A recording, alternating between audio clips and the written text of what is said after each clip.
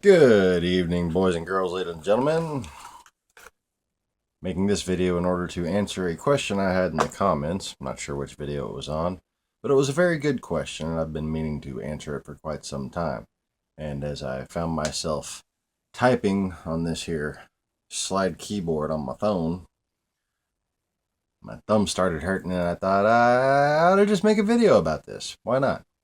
So, start this video off, I'm going to go ahead and read the initial bit of my reply from my tablet. Took me a few tries to remember my very complicated Facebook password. Um, but anyways, so the question was, why the ball? What's the fucking point? Why would you want to convince people that the Earth was round and hanging in space?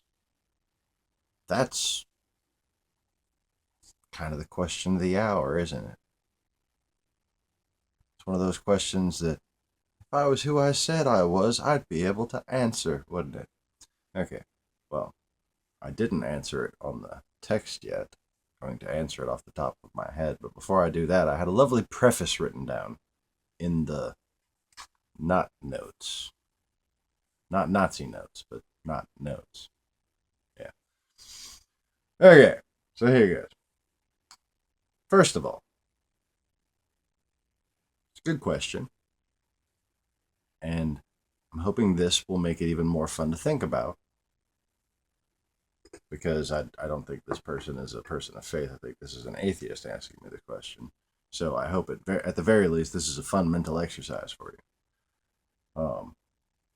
Now, first of all, the Earth is flat in the Bible. Whether you're religious or a real Christian, what religiosity people, what religious morons have done is allowed their testimony to be hollowed out through capitulations. By allowing the earth to become perceived as a sphere, several things written in the Bible seem pretty fucking silly. Now, there is also an entire part of the New Testament Gospels that they left out since about 500 years ago that eventually allowed the ideas of Christ to be questioned for originality. Buddhism, Hinduism, wondering if it's plagiarized one from the other, whatever. And of course, you know what atheists are going to conclude. Your vision is skewed. You don't want to believe in God, so you're sitting there trying to say you can carbon date things within the margin of error of carbon dating. Please. Most of this shit, the fucking Buddhists won't even let you have. They just say it's this old. We know it is. No, you can't test it. But, the Christian texts have actually been documented consistently over fucking centuries. Anyway, talk about 133 years after the fact? Let's talk about 500 years after the fact.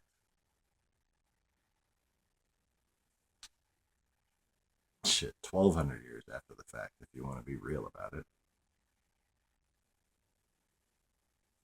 And yeah, I'm talking about what people think predates Christianity. The earliest written copies of these things are half the age of Christianity.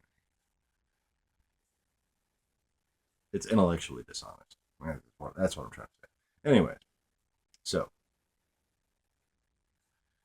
the big things I think, flat Earth related that were left out of the Bible.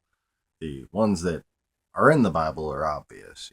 It says the circle of the Earth when they had a fucking word for sphere, didn't they? And it says that Jesus could see the four corners of the Earth, the four major continental areas of the Earth, whatever you want to put it. But what he could see was from one spot, the whole Earth, the circle of the Earth. All right? Gnostic versus original. Anyway, so you can see everything, it's on a flat plane. So that's what I mean by you think the world's a ball. That shit sounds pretty fucking silly. Well, alright, so focusing on the things that aren't in the common field of knowledge. Firstly, what's known as Christ, the Messiah, 2,000 years ago, was a multi incarnate, most ancient being who preached a path to being reborn into immortal life. That was, you do good in your, initial life, then you get reborn. And you get to be a people again.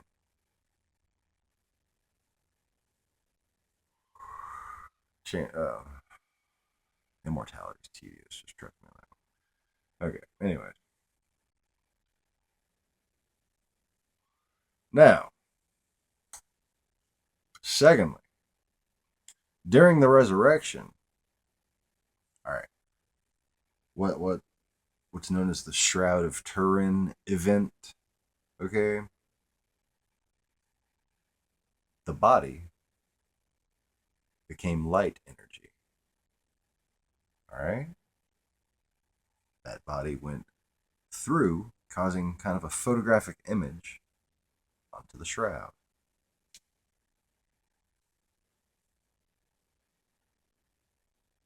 And the entire world recorded something about the events that followed.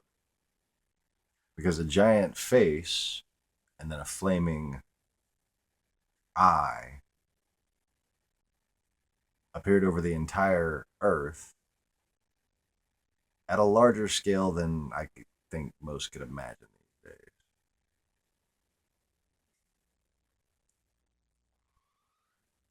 Many such records are being hunted, I apparently missed it all, hunted down, and destroyed to this day. But most already have quite refined cover stories. And I'm talking about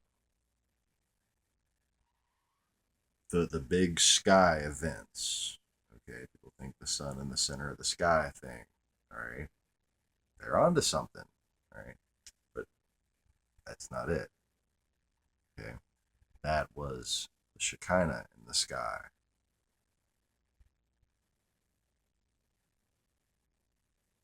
Tiny compared to the whole face that had filled it. And they could see the glory of the Lord like you wouldn't fucking believe. Okay?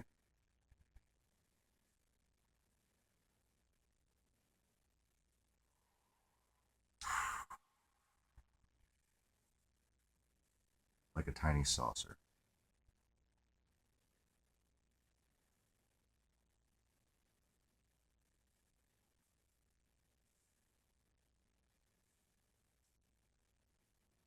And no boot. No boot. I hope. Okay, anyways. Anybody get that? Jeez. Now, all that background out of the way. What none of the false prophets can provide, what none of the ones that you'll find on YouTube can put together, is how the new Babylon actually came to be. What is the new Babylon? What is the mystery solved? What is this prophecy that all these fucking doomsday freaks have been talking about for all this time? And why make the earth a ball? Well, what is the Tower of Babylon? Well, the Tower of Babylon was a way man could technologically put himself into heaven. Okay? Technological ascension machine. Okay. I'm not the ghost in the machine. Anyway. Well, what does heliocentrism teach us? That we're floating in space, right? That we're floating in the heavens. They literally, in heliocentrism, teach you that heaven is actually the space that surrounds us. And what the ancients referred to as being in the heavens is actually space, and we too are hanging in space, thereby vis-a-vis transitive property. We're hanging out in the heavens, aren't we? So the ball earth theory, heliocentric theory, is the mental enslavement that is the new Babylon.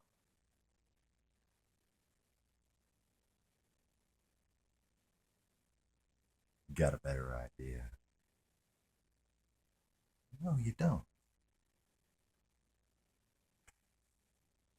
Because I'm me, whether either of us like it or not.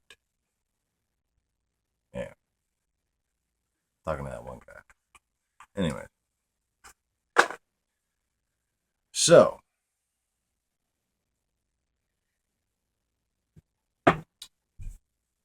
flat versus round.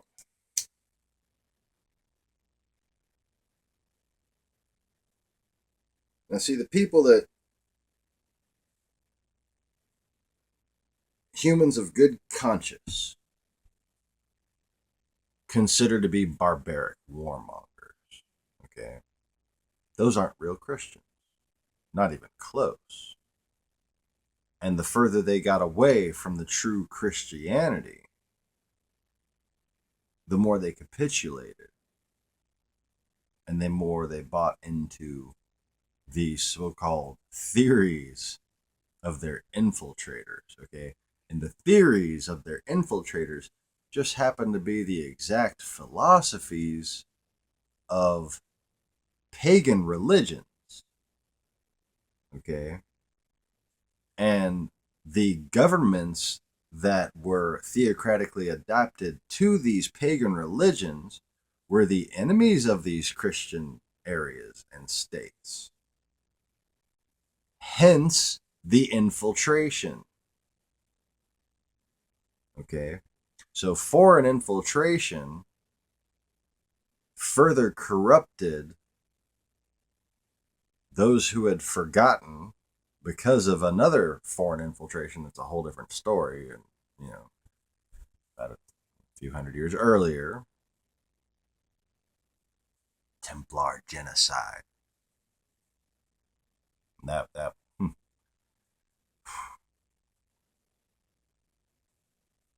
just saying the Templar genocide doesn't count anything. Okay? There were millions, at least 40 million real Christians died.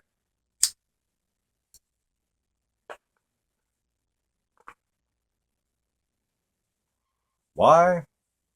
Because science, that's why.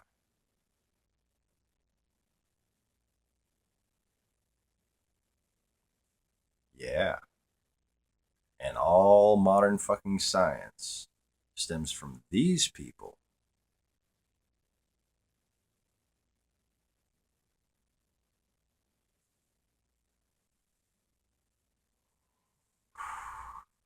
Now, if you wanted to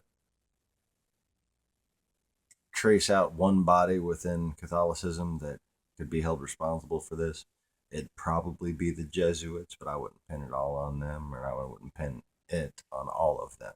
You know what I'm saying? But the fact of the matter is, from the get-go, Christianity was a non-religion, okay? And it was considered a dangerous thing because it gave people a sense of freedom. It gave people a direct connection to God. Please, if you will, read Matthew 6, 11, and 23 and tell me that this modern religious construct that poses as Christianity does not completely contradict it. And please slander true Christianity no more.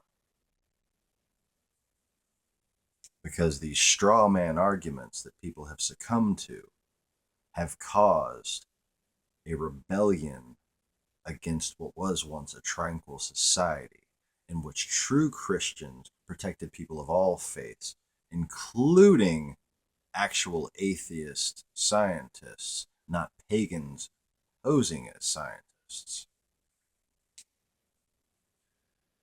So,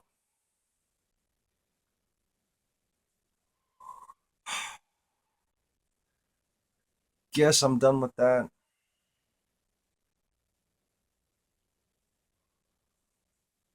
If you have any more questions, feel free to leave them in the comments. I have a ever unpacking field of knowledge I'm trying to deal with here, and please understand that these videos are kind of a means of real-time research, because the amount of shit that I can remember from before my childhood in this life, well, even if I could remember it all at once, I would be sitting here going through it linearly for years. So what I've been trying to do on this channel is unpack relevant information that is badly needed to address the situation that we find ourselves in, which is at a severe tactical, morale, and informational disadvantage towards what the news calls Russia, what conspiracy theorists call Khazaria, or what I used to call the synagogue of Satan. Okay? And it's basically, so you don't have to sift through my videos to get some pretty relevant information. When Rome divided, one became the Holy Roman Empire and whatnot, right? One you just kind of don't really hear much about. That's the one that never really went away. And that's where AK-47s are built. Okay? Anyways. It's the Legion. It's fucking Caesar. And Putin's kind of playing Kaiser. I don't know if you've noticed. But anyways, it is bedtime for me. Actually, it's past my bedtime. But I thought that was a very interesting question. And I wanted to explain how Babylon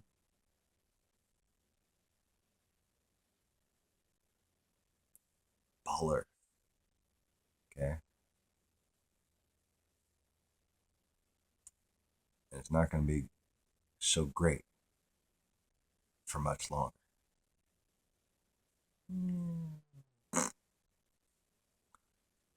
Please like, please subscribe. Thanks for watching, people. Have a good night. Or you might not watch this at night. Have a good day. Or if you're watching this in some kind of temporal flux, have a good... Yeah. Peace.